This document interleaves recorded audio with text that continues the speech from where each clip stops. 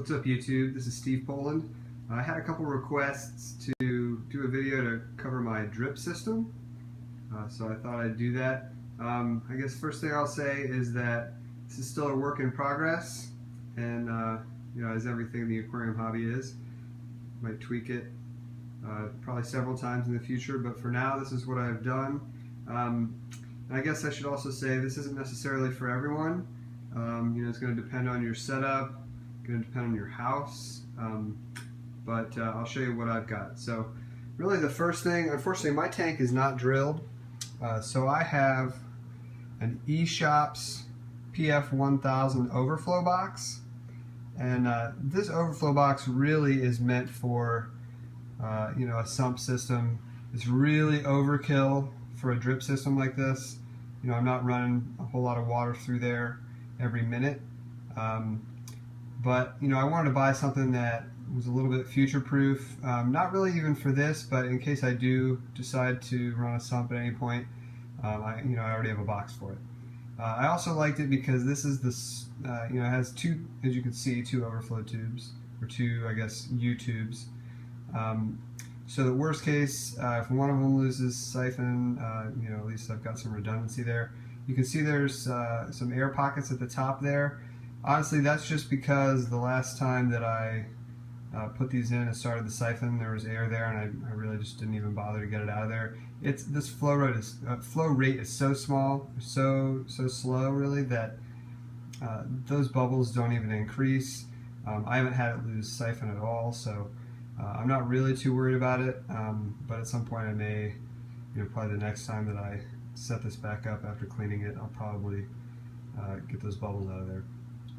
So I've got this going down, you know, just to PVC. It's actually got two outlets on it. I've got one of them just plugged up, and then I've got it running down. I've got a shut-off valve here, so that I can shut it off and disconnect it. So I've got those two things on here, which I think are kind of key for maintenance purposes.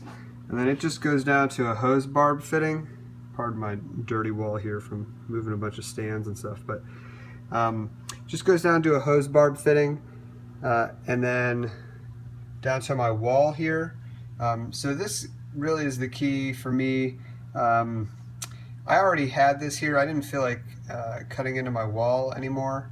I've done that enough for all the wiring I've done in my house. I didn't feel like doing it again. This was already here. It was a telephone jack. So I just took that out, and this runs down to my basement, which I'll show you here in a little bit. So I've got obviously the drain line coming there, and then this is where the water comes in. So that goes up and over, and I'll show you here where that goes in. It's really, this part is not particularly exciting. It's just, and I've got it kind of ghetto rigged there. It's just taped on. At some point I'll do something more permanent, but you can see that fresh water is flowing in there. So I'll take you down in the basement here now, and we'll take a look at the plumbing down there and what really makes this work. Okay guys, we're now down in my basement. So this is where the water comes from. This is just a kit that you would get for your refrigerator to run like a water line to your fridge if you have a water dispenser on it. It's super easy to do. You just really attach it on there. It's a cold water pipe. Any cold water pipe will work. This one just happens to be right below my tank. You can also use one if you have it that's convenient, like in a bathroom or your kitchen nearby, really anywhere. So you really attach it on there, you screw that little valve, it punctures the pipe, and then really that's it. You can adjust the flow. If you've ever hooked up a fridge kit, you know what I'm talking about. It's super easy. So that comes, and that actually goes into my crawl space, which I'll show you in a minute. And then I've got the drain line coming down here, and I just happen to run it down. This is, and I've got it taped to the wall now, like I said, work in progress, but I've got it. There's a drain here on my furnace, a pipe that was open. So I just stuck it in there. It goes to a floor drain that's on the other side of the basement, but really super easy. Just happened to be there.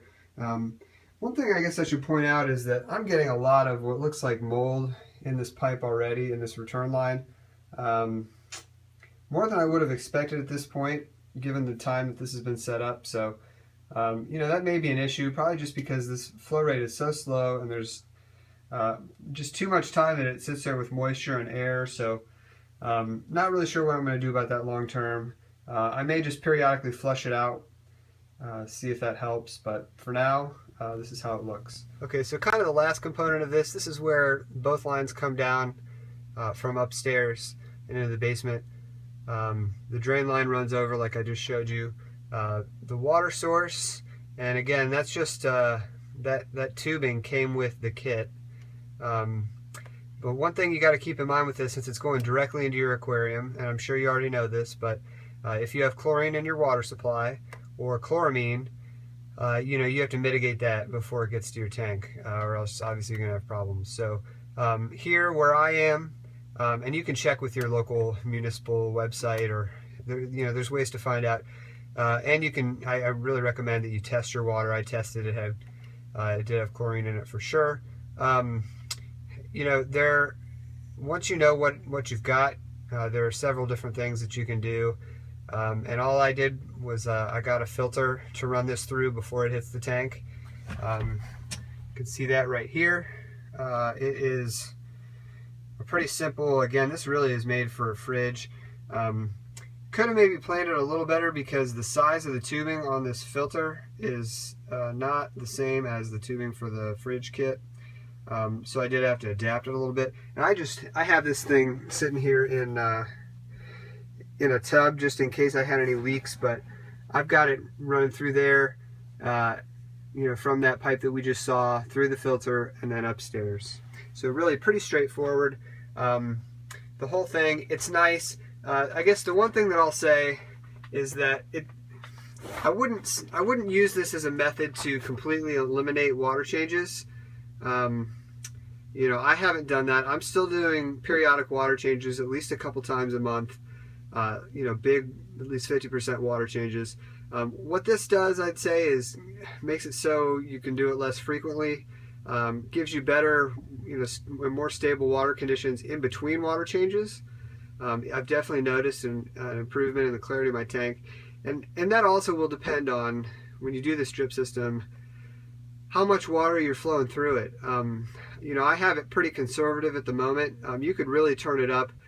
There are calculators that you can use to find out exactly what your rate of dilution is in terms of, or dilution, I guess is the right word, so that you know exactly how much water is being displaced in your tank at any time, because it's not as simple as you know, you have a 90-gallon tank, you drip in 45 gallons a day, you know, and so you've changed out 45 gallons. Because of the dilution, it's less than that. So I'll put a link to that in the description. I'll also put a link to the overflow box, the filter and that stuff, and the kit for the fridge kit for the pipe, so you can see all that stuff. And hope this helps, guys. If you have any questions, feel free to leave them in the comments.